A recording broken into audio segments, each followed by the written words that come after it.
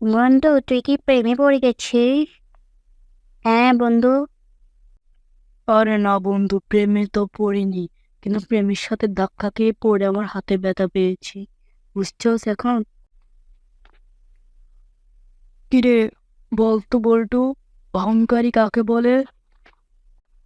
যাকে একবারের জায়গায় 110 বার কল নিল ধরে না, স্যার, তাকে অহংকারী বলে। অনেক ভালো হয়েছে, দেখি এবার রিয়েলিস্টিক ভাবে বুঝাতো। সুতরাং দি বুঝা, একটু ভালো করে বুঝাতে একটু দেখি। যেমন ধরেন স্যার, কালকে সারারাত ধরে আপনার মেয়েকে আমি কল দিয়েছি। কল তো ধরেইনি, উল্টা আরো কল কেটে দিয়েছি। সুতরাং আপনার মেয়ে হচ্ছে অহংকারী, বুঝছেন? কি বললি এটা? তুই আমার মেয়েকে ভালোবাসস? কোনো ব্যাপার না, তুই টিফিন ছুটির পরে দাঁড়াই, তোর জন্য স্পেশাল ক্যারাট বেট রেখেছি, এটাতে তোকে পিটাবো আমি, মাগের বাচ্চা। বন্ধু, তুই বলে প্রেমে পড়েছিস? সত্যি নাকি এটা? হ্যাঁ বন্ধু, প্রেমে পড়েছে, কিন্তু তোমার বোনের কোনো অসুবিধা? দেখি বলতো বন্ধু, কোন জিনিসটা বেশি গোদ হয়? কেন বন্ধু, তোমার বোন।